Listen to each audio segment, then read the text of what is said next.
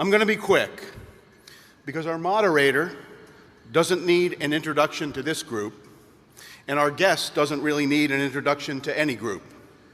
At Cato, we advocate for individual liberty, limited government, free markets, and peace.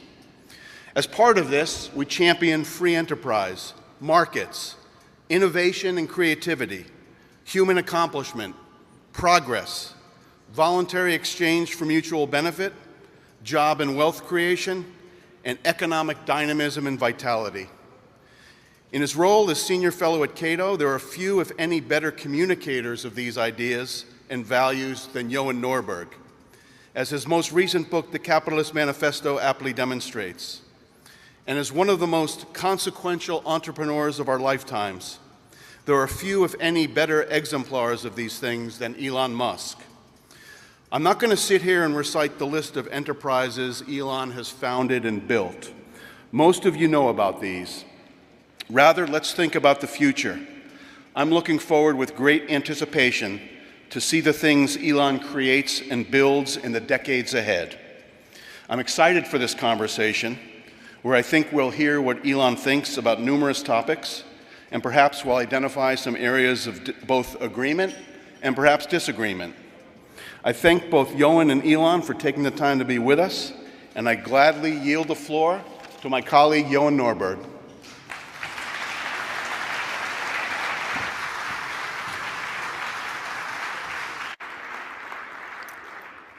Thank you so much, Peter. Thank you all for coming back, and thanks to all of you joining us on X Live right now.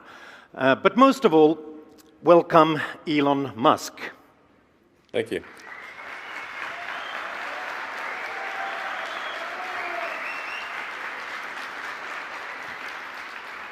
Thank you so much for taking the time to speak to us today. I know you've got many things on your plate, and speaking of that, congratulations on the Starship rocket last week and the first soft landing in the ocean for the world's most powerful rocket vehicle. It's a remarkable achievement. You are taking the fiction out of science fiction. Can you share with us what thoughts were running through your head when you saw that happening, and what's next? Well, I would say I was incredibly excited that we achieved those milestones. I thought perhaps we had maybe a 20 or 25% chance of achieving both milestones, where the booster and the ship both did a soft propulsive landing in the ocean. So it really was, we achieved all the objectives, which I thought was unlikely. And that's thanks to an incredible team at SpaceX. I think we've got the most talented team of rocket engineers that has ever been assembled. And that's how we're able to accomplish these things. So it's always an honor to work with great people to accomplish great things. So what's next in the final frontier? What do you see ahead for space? Well, the founding purpose of SpaceX is to develop the technologies necessary to extend consciousness beyond Earth. And this is sort of a little cerebral, but perhaps appropriate for a Cato event. They're quite cerebral. But if you think about the sort of Fermi filters of, Enrico Fermi always wondered, where are the aliens? Why do we not see signs of them? And I frequently get asked, are there aliens on Earth? And I haven't seen any signs of aliens. And I promise you, the minute I see any evidence of aliens, I'll immediately post it on the X platform. Most popular post of all time. But that we haven't actually seen any evidence, or I'm not aware of any, suggests that consciousness is extremely rare. If we believe the archaeological record and the standard model of physics, Earth is about 4.5 billion years old. Civilization, as measured by the first writing, is only about 5,000 years old. So archaic pre-cuneiform and roughly 5,500 years ago was the first writing. I think that's a good date for the start of civilization, which means that civilization has only been around for 1/1,000th of Earth's existence, almost nothing.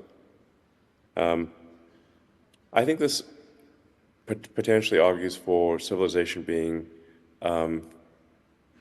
fleeting and fragile.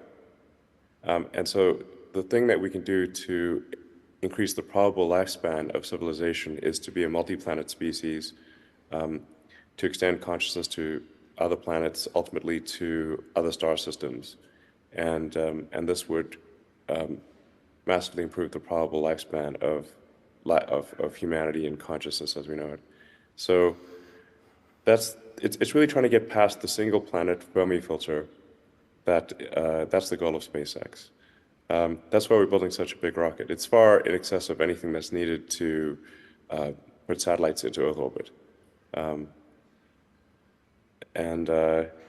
It's a planet colonizer. It's intended to build as quickly as possible a self-sustaining city on Mars. And I think it's somewhat of a race between making a self-sustaining city on Mars and global thermonuclear war, or some calamity. If we have some civilization ending calamity before that happens, then that's all they wrote. That's perhaps some future aliens will discover our civilization and say, well, they almost got there. So that's the goal. I think that's kind of an important thing to convey to people in the audience who think about the future and care about the not just the preservation but the extension of civilization, the growth of the scope and scale of consciousness.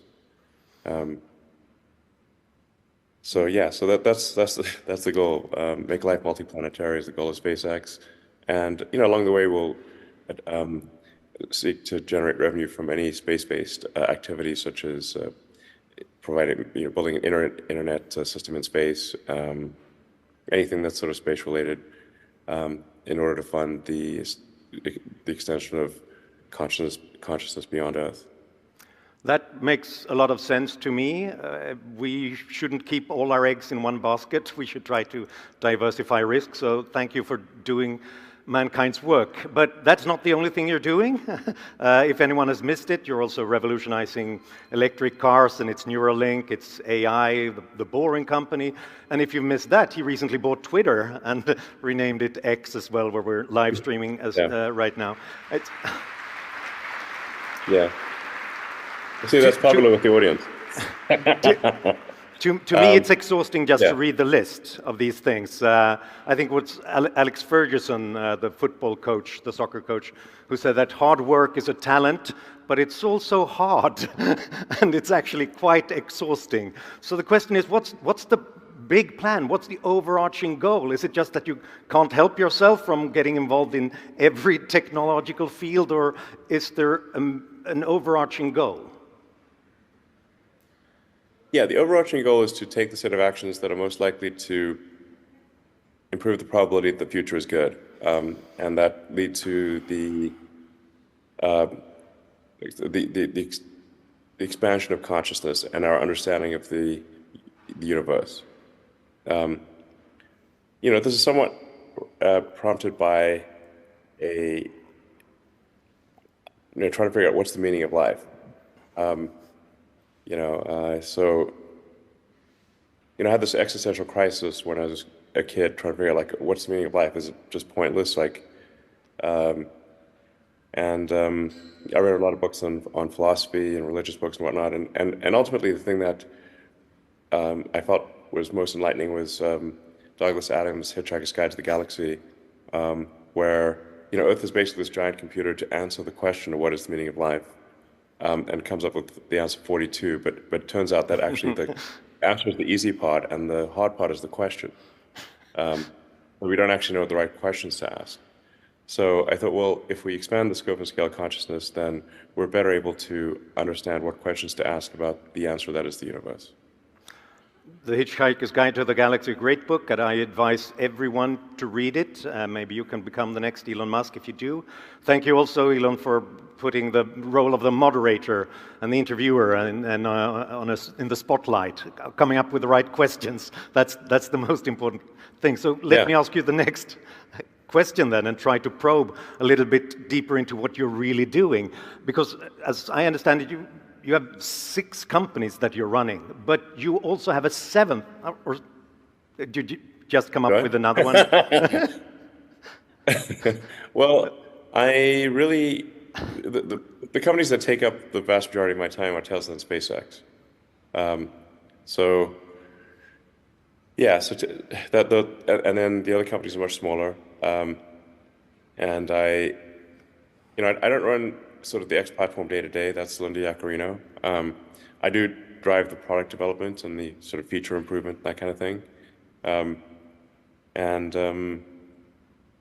So that's really, it's not like it's these companies are very different in scale. Like Tesla's, I don't know, about 140,000 people, and SpaceX is about 15,000 people, and all the other companies are a few hundred people or less.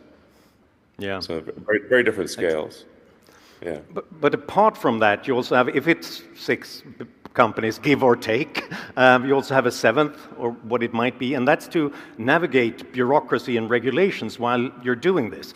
And this has been a conference about innovation and entrepreneurship, and how do we do that when there's so many obstacles in the way. And it's difficult enough to get to Mars. It's rocket science, literally.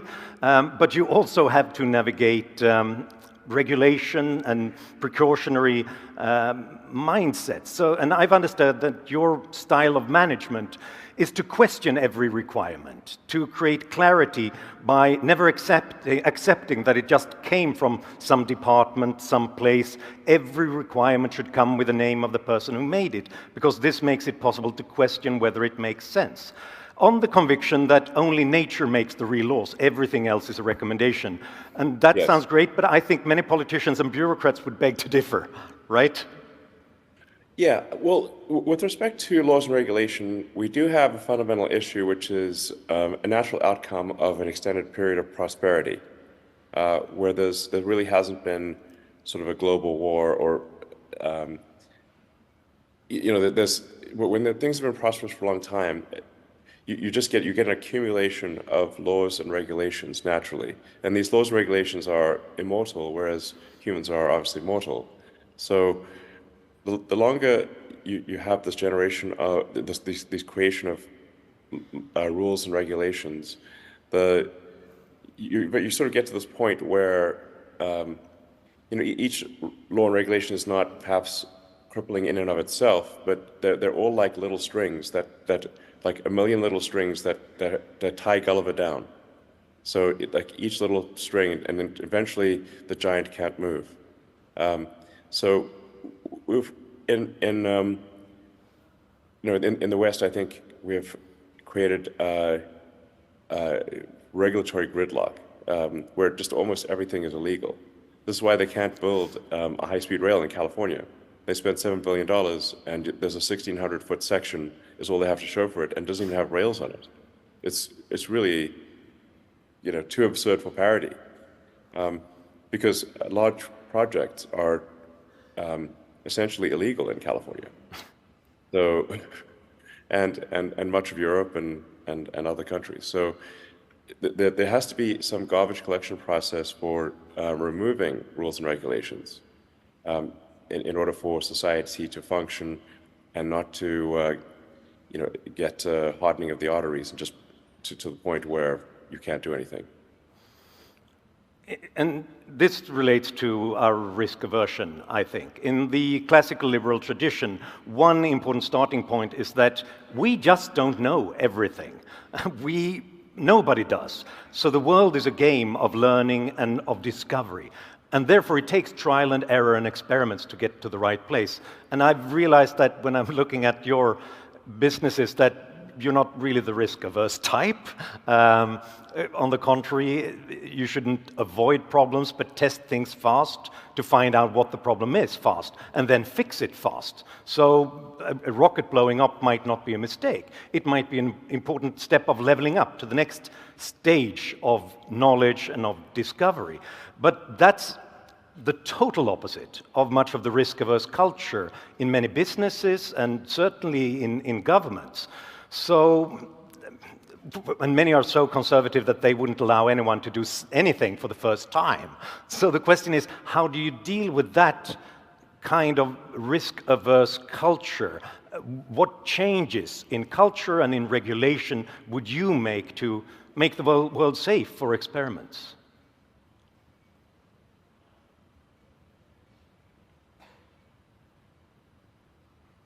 Well, like I said, at a government level, I think that there should be a regulation removal department, and probably some.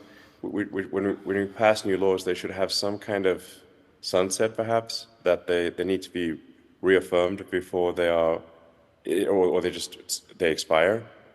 Now, I think it tends to happen is that once regulations are passed, that an ecosystem of consultants forms around those regulations that wants to keep them going. Environmental regulations are particularly bad in this regard. So, you know, and I'm very much pro-environment, but the environmental regulations are, in my view, largely terrible, and they're very much sort of permission-based, as opposed to you have to get permission in advance, as opposed to, say, paying a penalty if you do something wrong, which I think would be much more effective. To say, like, look, we're going to do this project. If something goes wrong, then we'll be forced to pay a penalty, but we do not need to go through a 3 or 4 year environmental approval process. So just changing things from, you know, you have to get a permission in advance to you have to pay a penalty if you do something bad, I think would be profoundly effective for the advancement of large projects. But just in general, I think governments around the world should be actively deleting regulations, questioning whether departments exist. Obviously, President Milei I think, seems to be doing a fantastic job on this front, just deleting entire departments. Fantastic. Yes. You know, here's the thing about, like, if you delete departments and regulations, you can always put them back. If it turns out that those were very important, you can always put them back. And really, this is like taking the brakes off of an economy and of a civilization. We need to snap those strings that are holding Gulliver down and preventing us from making progress as a civilization. Yeah, we've been discussing Argentina here over the past few days and the new classical liberal reform agenda, and the next speaker here on stage is President Milei. And of course, he's up against decades of not just obstacles in general, but stagnation. But he's coming there with his chainsaw. It was a very famous clip of him on social media was when he's looking at bureaucracy and spending in government departments and just removing them one by one, afuera, afuera, which I guess means sort of just get rid of it. Sure. Doesn't that remind you of something, your own idea about the value of subtraction when it comes to innovation and business? Delete any part of the process you can, and apparently if you don't end up putting 10% back in, you did not delete enough. Sorry. Yeah, I like to use sort of the tools of physics, like a first principles approach to things, so the sort of a simple algorithm that I developed after making the same mistake over and over again was, and I need to repeat it to myself, so I hopefully make these mistakes less often, is that you start off first by making the requirements less dumb. So you delete the requirements delete and simplify the requirements, because if you don't delete and simplify the requirements, you are simply going to get the best case outcome is the right answer to the wrong question. And then you also, a lot of this involves like sort of technology companies, but you want to delete first, then once you've addressed the requirements, attempt to delete the part or process step. And if you haven't deleted, if you're not forced to put back in at least 10% of what you delete, you're obviously being far too conservative in your deletion. But people are often afraid to delete things, and I'm like, well, let's just go ahead and do it. And if you're not putting a little bit back in, you're just not deleting enough, obviously. So I think this is a very big deal if is over deletion of rules and regulations, and you'll end up putting a few back, and that's fine. Yeah, I told you he's not risk averse, right? You I followed. think that's pretty sensible. It's just sensible, really. Yeah. I think it stands the test of logical examination. And to me, that seems to be what President Milei is trying to do in Argentina as well, to delete what's not absolutely essential, to leave space for creativity and entrepreneurship. You've met him repeatedly, you've seen what's going on in Argentina. Do you have any thoughts about that, his ambitions, how important it is for Argentina and possibly for the rest of the world with the case right here, right now? Well, I think it is very important that Argentina succeed and that we give President Milei our full support. And I think this,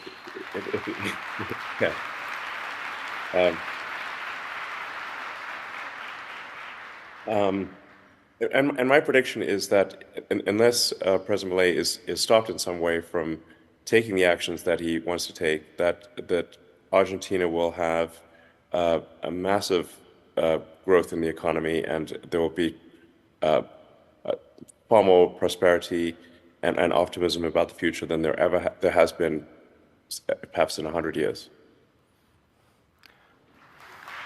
Yeah.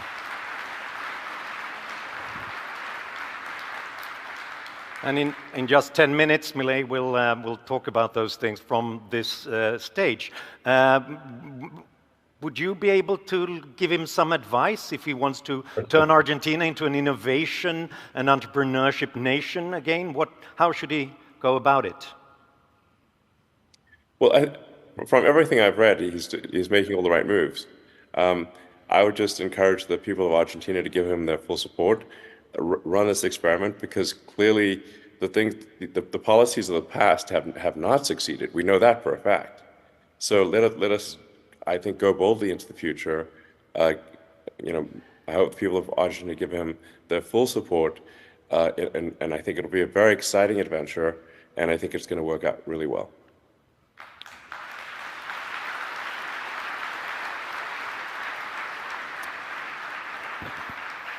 Could I just then broaden that question about innovation and the future of economies? Because right now it seems like active industrial policy is all the rage, not just in the old left, but sometimes in the populist right as well. The idea that governments should get heavily involved and pick certain winners in business and in technology. They often talk about trying to come up with government moonshots to create the future, which I find a little bit ironic, because the landing a man on the moon was great, but it didn't give us any kind of industry.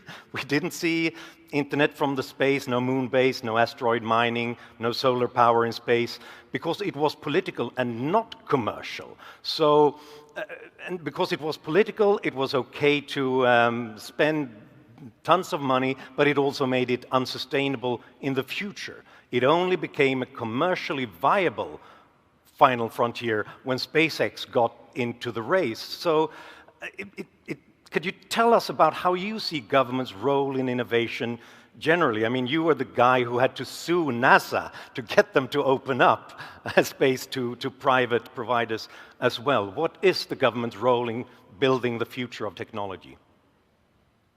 I think the government's role is really it's to ensure that the playing field is a good playing field, that the rules, that there are good rules. The government is essentially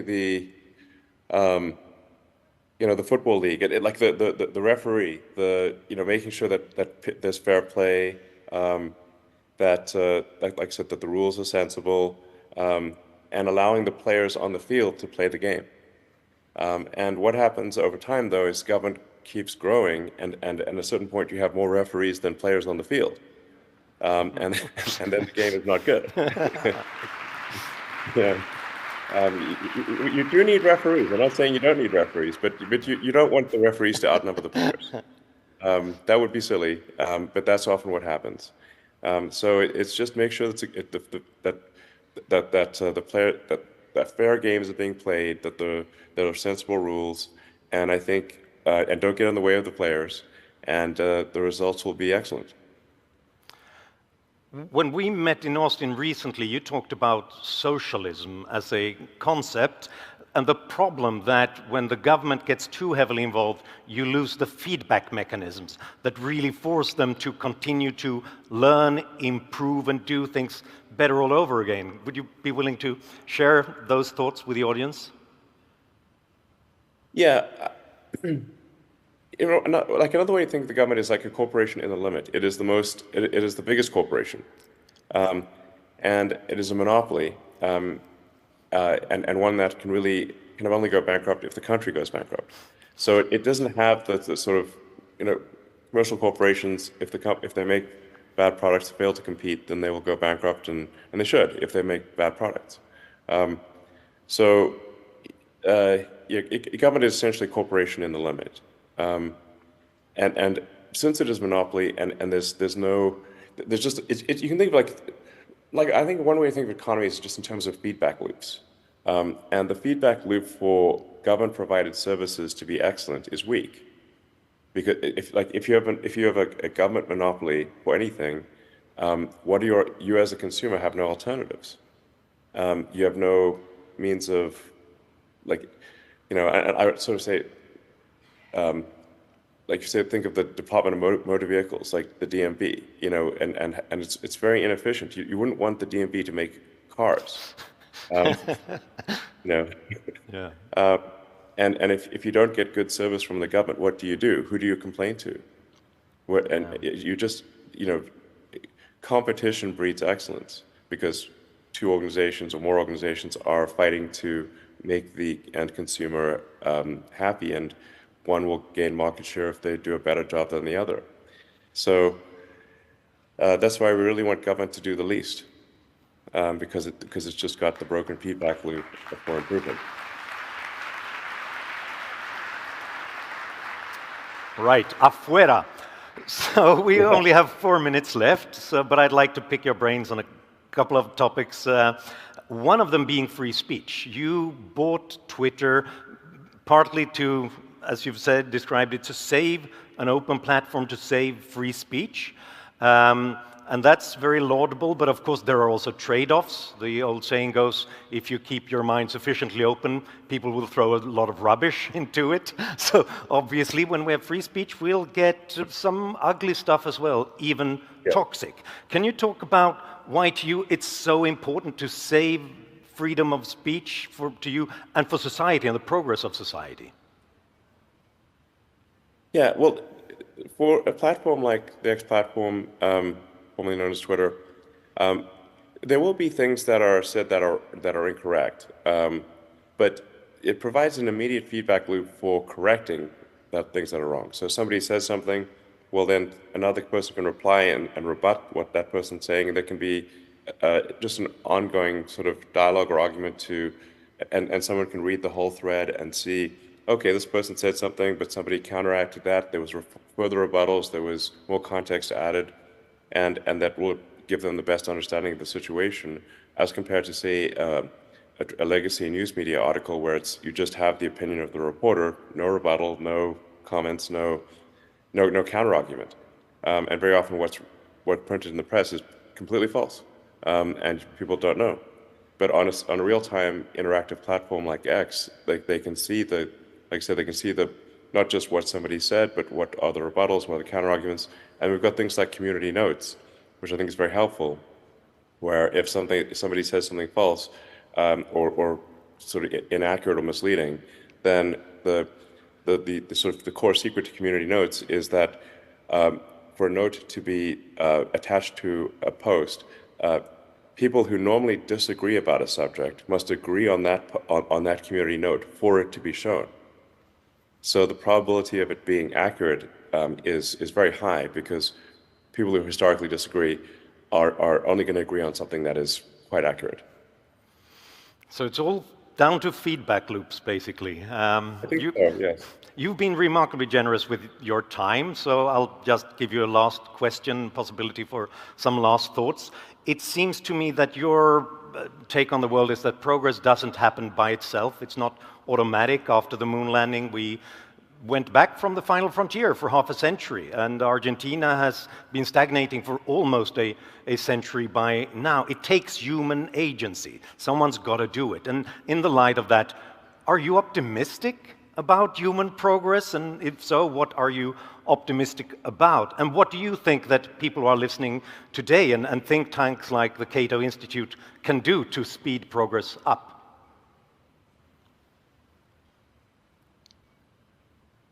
Well,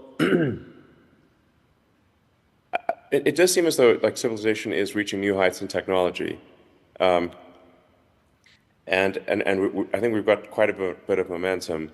I do worry about certain existential risks, like the low birth rate, which is accelerating in most countries. You know, and really, this is one of those things that I think is underrated as an issue. Is that if there are no humans, there's no humanity. You have to make them somehow, and I think we should be very concerned about the accelerating implosion of the birth rate. This is a super big deal. Like basically nothing else matters if there are no humans. Like as an initial premise, you must have humans for there to be civilization, unless we're going to leave it all to the robots. So. This, I think, is massively underweighted, and I don't have a great solution to it, but it must be solved somehow, or humanity will dwindle to nothing. Perhaps if we give people hope and a belief in the future and that it'll get better, that they want more people to see it. Yeah, I agree. I think we should have an optimistic view of the future, like I do think that one sort of bad thing about the environmentalist movement is that in the sort of extreme form of the environmentalist movement, people start to view humans as a plague on the surface of the earth, as a fundamentally bad thing, and with the implication that if all humans disappeared, somehow Earth would be better off. This is the extinctionist movement, and I think you can really, at a fundamental level, you can think of things as a fight between expansionist and extinctionist philosophies, and that's what really matters. Like everything else is like if humans go extinct or civilization collapses, whatever policies we may have are irrelevant. So first and foremost, we must have an expansionist philosophy for civilization and for consciousness. We must seek to go beyond what we've done in the past to increase the number of humans, this is incredibly fundamental. So one way or another, this must happen. Yeah. So the final message is go forth and procreate. Yes. And go forth and multiply. In a free civilization, yeah. Yes. Well, time flies, and opportunity cost is a concept that's very viable when you're talking to Elon Musk. So thank you so much for your time here today. And I'm sure you've got other important things to attend to now. Good luck. All right. Thanks for having me.